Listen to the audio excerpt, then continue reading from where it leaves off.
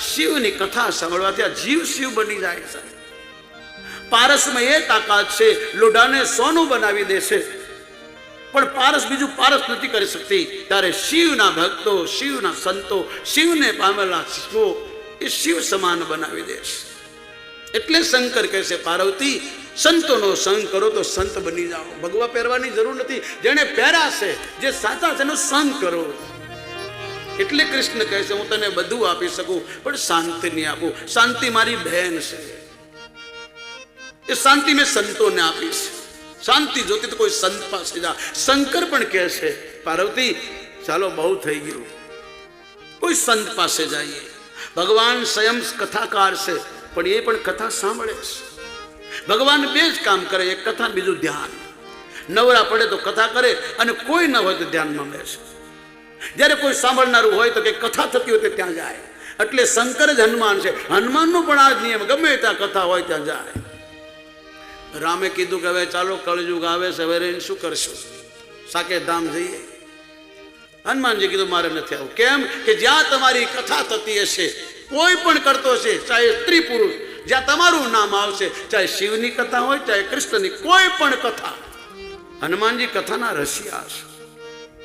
આ શમશાન છે, મોક્ષ ધામ છે, શિવ કથા ચાલે. એટલે શિવના રૂપમાં આપણે હનુમાનને કીધું આવો તમે સાંભળો. અને ભગવાન પણ જ્યાં પોતાની કથા હોય તો પોતે બેસે છે. નારદ ભગવાનને પૂછે તમે ક્યાં રહો છો, તો ભગવાન પણ કહે છે ના હમ વસામી વૈકુંઠે. એ નારદ, હું વૈકુંઠમાં નથી રહેતો. ના હમ વસામી યોગી નામ ધન્યસ્ય. હું યોગીઓના ઘરમાં નથી રહેતો, ધનવાનોના ઘરમાં નથી રહેતો. તો મમ ભક્તાને ગાયંતી તત્ર તત્ર તિષ્ઠ પ્રતિષ્ઠ નારદ. જ્યાં મારા ભક્તો મારી કથા સાંભળે છે, હું પણ એની વચમાં બેસીને સાંભળું. એ તારીખની ખબર નથી. દેહીનો ધલ્ભો માનુષ જન્મો, દેહી નામ સણભુગરો. કૃષ્ણ પણ આ જ બોલ્યા. કૃષ્ણ એટલે વિષ્ણુ, વિષ્ણુ એટલે રામ, રામ એટલે નારાયણ. રામ અને કૃષ્ણ એક જ છે. નારાયણ એ જ વિષ્ણુ, વિષ્ણુ એ જ હરિ, હરિ એ જ રામ, રામ એ જ કૃષ્ણ. રામ કૃષ્ણ દેવ નથી, ભગવાન છે. એ તમે એને દેવ કેમ કહો છો? ઘણા લોકો કે રામ કૃષ્ણ દેવ નહીં જાય.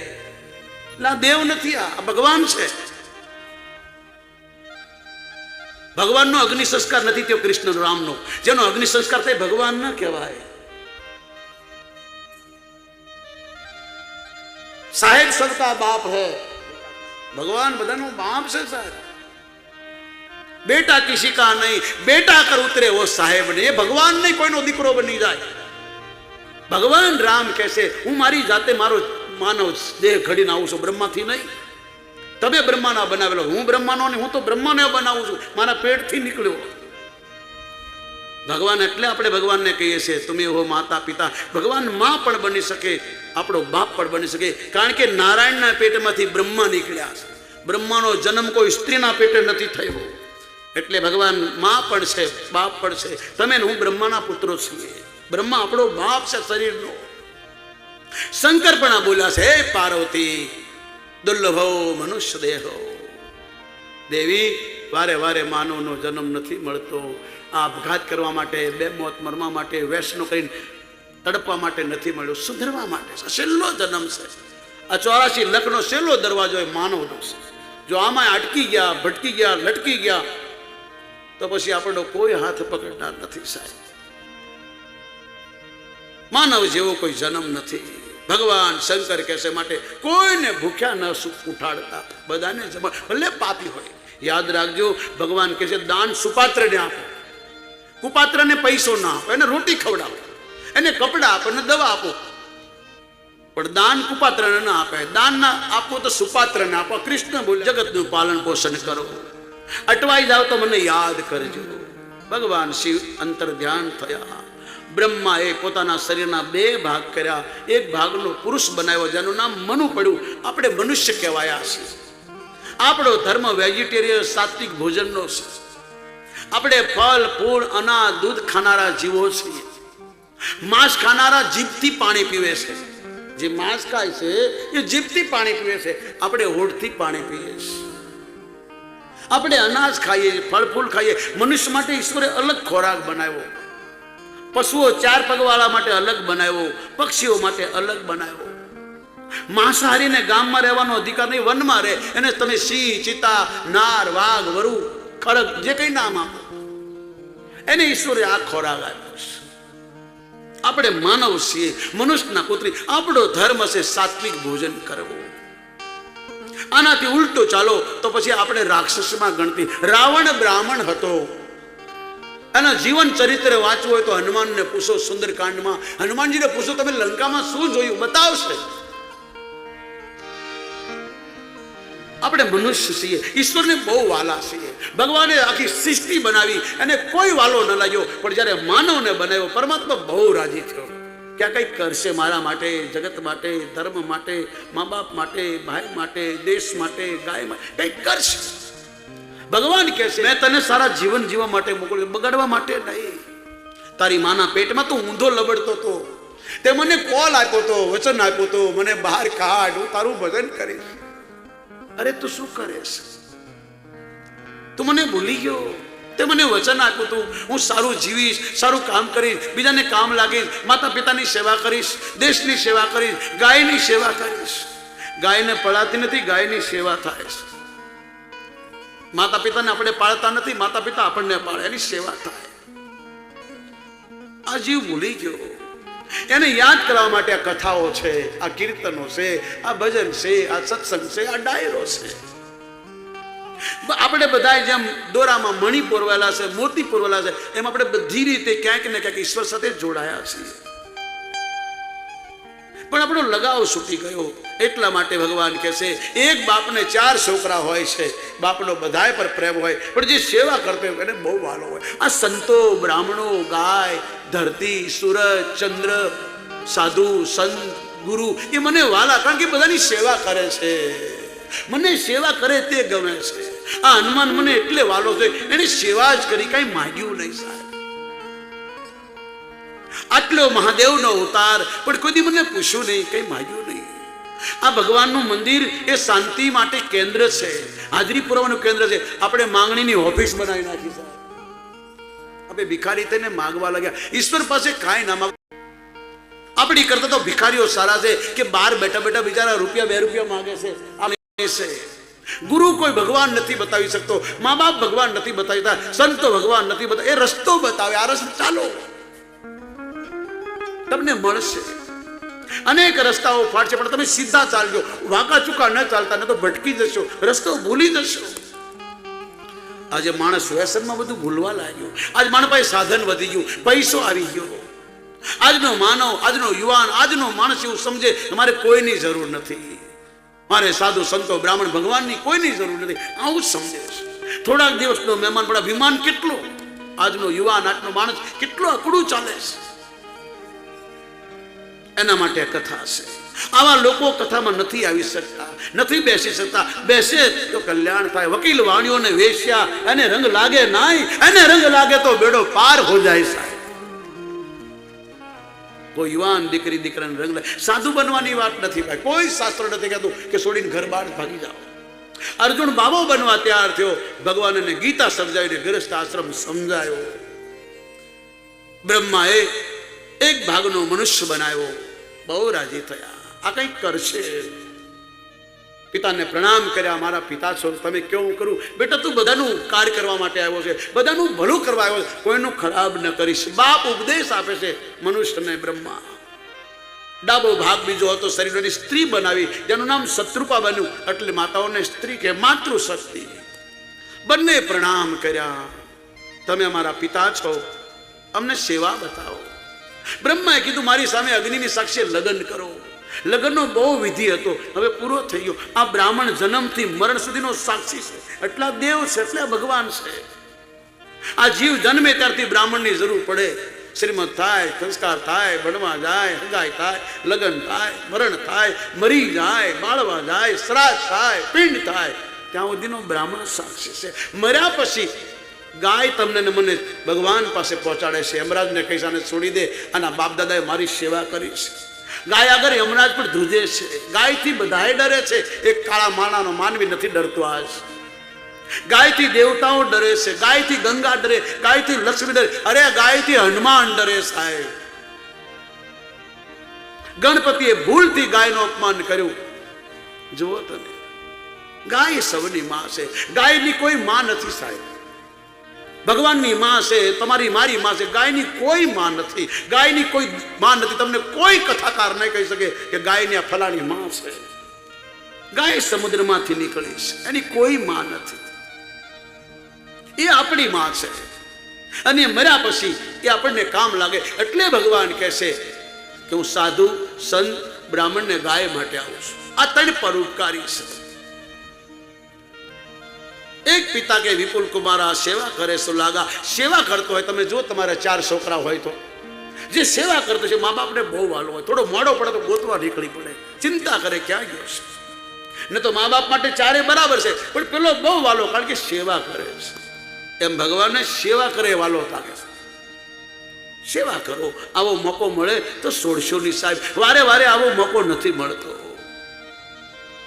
સેવા એ જ કરી શકે જેમાં અભિમાન ન હોય. સેવા એ જ કરે જેના મા બાપના સંસ્કાર હોય. સેવા એ જ કરે જેને પૂર્વજોની પુનાય હોય. સેવા એ જ કરે જેને કોઈ સાચાનો સંગ થયો હોય, કોઈ સંત, ગુરુ, સજ્જનનો સંગ. બાકી તમે એમ કહો કે અમે છોકરાની સેવા કરીએ, બૈરીની, એ સેવા નથી, વ્યવહાર છે.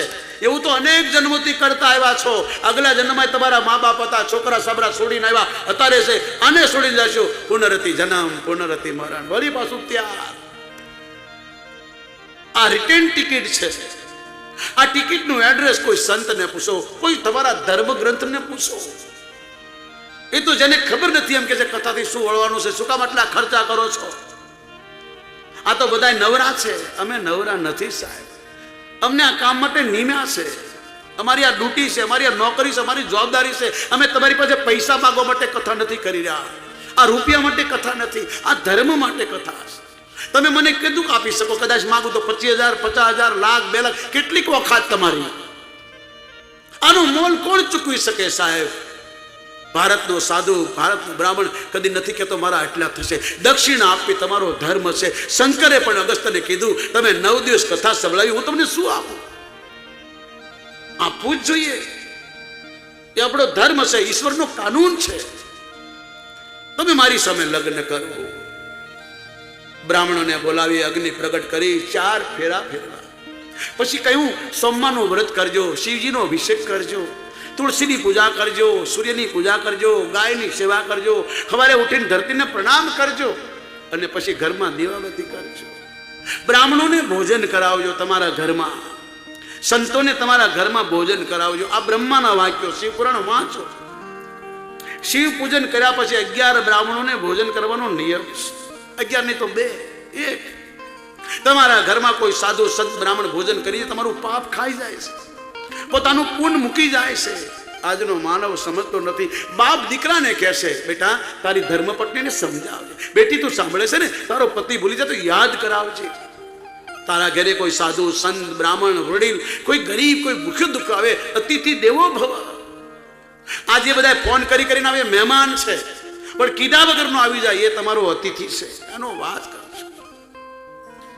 બ્રહ્મા પોતાના દીકરાને, પોતાની પુત્ર વધુને સમજાવે છે આ તમારી ફરજ છે, આ તમારા માટે કથા છે. આવું તમે તમારા બાળકોને સમજાવજો, તમારી દીકરીને, તમારા દીકરાને, તમારી પુત્ર વધુને. કોઈ દીકરી તમારા ઘરે વહુ બનીને આવે તેને દીકરી સમજજો. કોઈની દીકરી તમારા ઘરમાં વહુ બનીને આવે એને સાચવજો. તમે કૌશલ્યા બની જાઓ, આવનારી દીકરી સીતા બનીને તમારી સેવા કરશે. તમે કૌશલ્યા તો બનો. એટલા માટે પિતા પુત્રને સમજાવે છે. લગ્ન થયા, સમય આવ્યો. પહેલા 3 દીકરીઓ થઈ સાહેબ. દીકરીઓથી જ વંશ ચાલ્યા છે, દીકરાઓથી નહીં. આજના મોઢા બગાડે જ કોઈને ઘરે દીકરીઓ જન્મે નહીં સાહેબ. દીકરી જન્મે તો ખૂબ રાજી થજો. દીકરા જન્મે તો ભગવાનનો ઉપકાર માનજો ને કહેજો કે આને સંસ્કાર આપજો, નતા દીવો ઓલવી નાખશે. દીકરીથી સંસાર ચાલ્યો. 3 દીકરી થઈ એક સાથે. માયા મોઢું ન બગાડ્યું. મોટી દીકરી દેહૂતી હતી, એને ગુજરાતમાં આપણા પાલનપુરની બાજુમાં સિદ્ધપુરમાં કદર્મ ઋષિ સાથે વિવાહ કર્યા. એને પણ 9 દીકરીઓ થઈ. માયા મોઢું ન બગાડ્યું. અને પણ દીકરીઓ કેવી સાહેબ? સતી, અનસૂયા, કલા, અરુધંતી, શાંતિ, સ્વા, સ્વધા, પૃથ્વી, તુષ્ટિ અને દયા. આ 9 કન્યાઓથી સંસાર ભરાઈ ગયો. આકૃતિને ત્યાં રુચિકને લગ્ન થયા અને ઘરે નર નારાયણ ત્યાં છોકરાઓ ભાગી ગયા ઘર છોડીને, આવ્યા જ નહીં.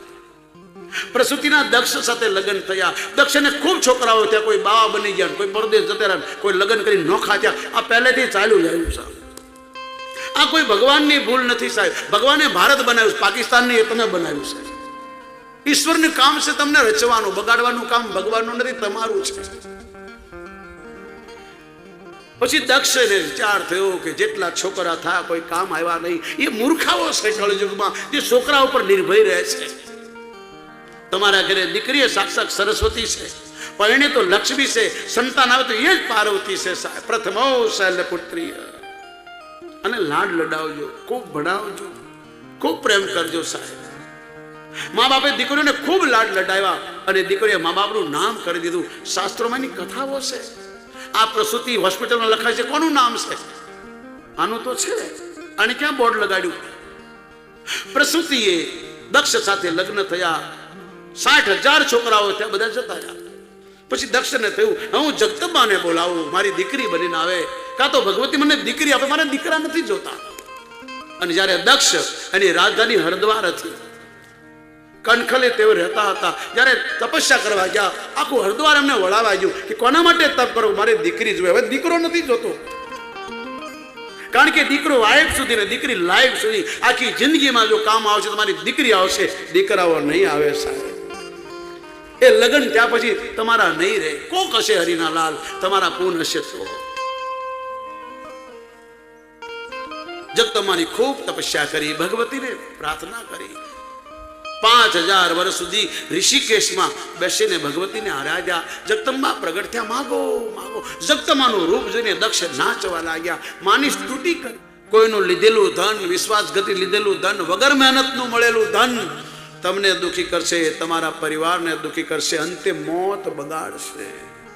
ભગવાન કૃષ્ણે ભીમને બહુ સમજાવ્યો, આ જરાસંધ પાસે બ્રાહ્મણોનું ધન છે, સાધુ સંતને ધર્મનું ધન છે, અને આ ધર્મથી ભેગું કર્યું છે, આ ન લેવાય. આપણે એને મારવો હતો, એને મારી નાખ્યો, કારણ કે આ ધર્મ એક કાંટો હતો. આના ધનને આપણે ન લેવાય. ભીમ હરામનું કોઈને ટકતું નથી, અને તેનું કોઈને ટકતું નથી, લૂંટેલું કોઈને ટકતું નથી, વિશ્વાસઘાત કરેલું ધન કોઈને ટકતું નથી. મૂકી દે. છતાં ભીમે કૃષ્ણને કહ્યું તમે તો ગોવાળિયા છો, તમારા બાપ દાદાનો સાપ છે, તમે ભવિષ્યમાં રાજા નથી બનવા, અમે રાજા બનશું. જરાસંધનો મુંગટ લઈને આવ્યા, જ્યાં ઘરમાં ઘૂસ્યા તો ભગવાન કૃષ્ણને 108 ગાળો ખાવી પડી સાહેબ. કૃષ્ણની આંખમાં આંસુ આવ્યા કે મેં તને સાથ આપ્યો હતો ને. પાપ કરનારો માણસ પાપી છે, પણ પાપીને સાથ આપે એને પણ એટલો જ દંડ મળે. કૃષ્ણને પણ ગાળો ખાવી પડી, અને એ મુંગટ હરામનું અનૈતિનું ધન આવ્યું ને ઘરમાં ઝઘડો ખુશો ભાઈ.